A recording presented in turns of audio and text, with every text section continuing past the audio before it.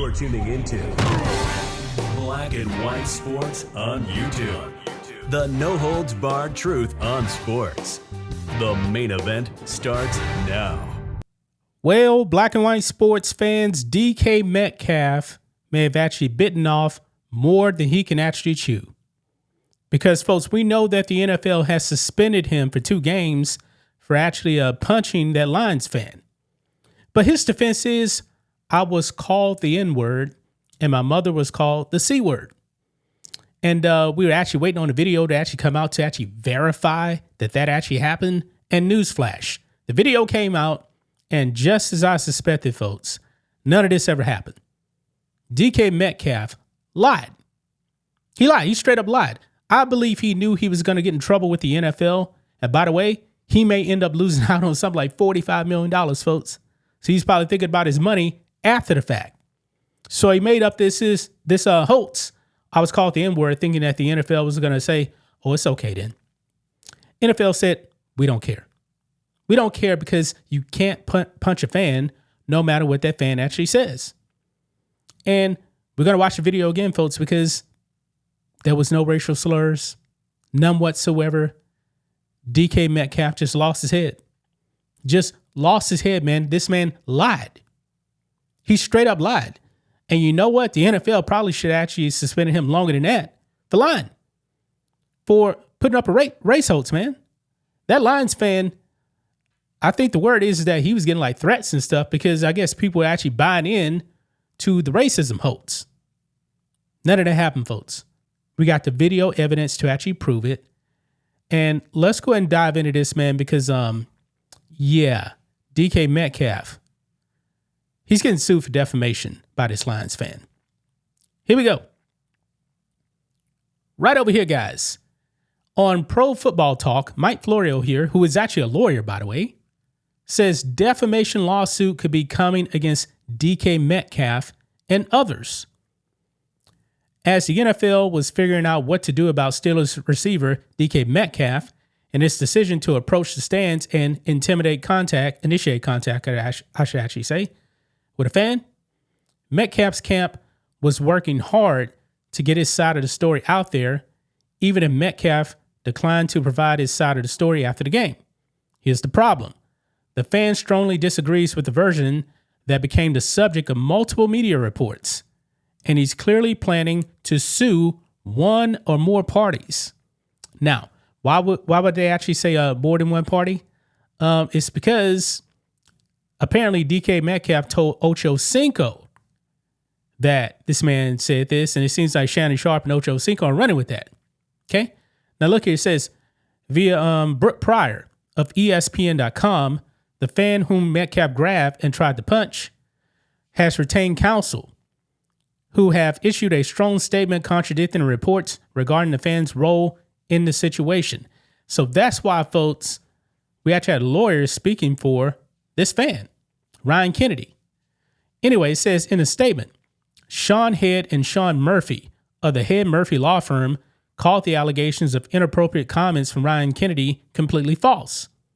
Quote, Ryan Kennedy categorically denies using the N-word, the C-word, or any racial, misogynistic, or hate-based slur during the incident, the lawyer said. Quote, the claims suggesting otherwise are untrue and are not supported by video evidence, eyewitness accounts, or any reporting. Despite reports in the media last night and today, Mr. Kennedy has not used such language during any interaction with Mr. Metcalf or any other players in the past. The statement mentions in the final paragraph that this matter will now likely be the subject of formal legal proceedings.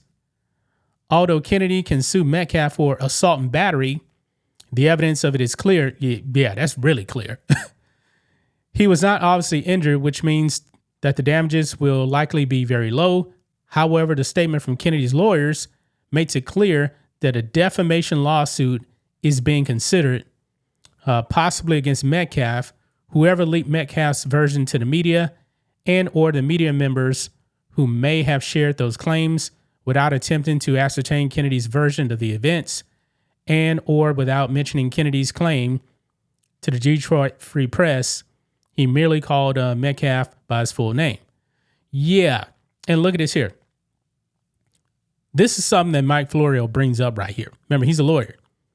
He says, because Kennedy is not a public figure, the bar for proving defamation would be much lower than if it would be, for example, false information had been publicized about a player, which means that on top of everything else the NFL will be dealing with as it relates to cleaning up the mess Metcalf caused by initiating contact with Kennedy, the league now needs to worry about its in-house media operations decision to publish Metcalf's potentially false claims without properly vetting them, without seeking comment from Kennedy, and or without mentioning Kennedy's version of the events as supplied to the Detroit Free Press. Yeah. As to Johnson, talking about Chad Ochocinco, his comments didn't even cite a source. He said it as if it was actually factual. And so Sharpe, Johnson have a potentially legal issue too. Wow. Yeah. They're in big trouble, guys. Because let's go ahead and listen into this again, just in case you guys did not hear what Ochocinco said. Listen in. Yeah, I'm just, I got word. Obviously, I'm not condoning, putting your hands on the fan or punching the fan, but he did call him a racial slur. He called him the N-word, and he did call his mama. And I think with those words being exchanged and the fans saying that, I think that's where the act. Now, you heard that right there. Ochocinco said the fan did say this. That's what he said. You notice he didn't say that he heard that the fan said this. He said the fan did say this. Yeah, they probably bit off more than they could actually chew right here. First, I was thinking it's just going to be DK Metcalf, but no, Ochocinco and Shannon Sharpe as well. Because that was another video, guys. I didn't see it. Shannon Sharpe was kind of like going off, I believe, about the fan. Yeah. So this is the video clip here, guys. And this is the video evidence that Kennedy's lawyers actually referenced right here. You hear no racial slurs whatsoever, guys. Listen in. New Jersey. Hey, DK, don't sign it. DK, don't sign it. DK, boy. He about to throw that motherfucker away.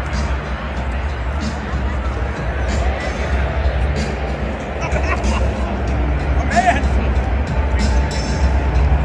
He knows we have to.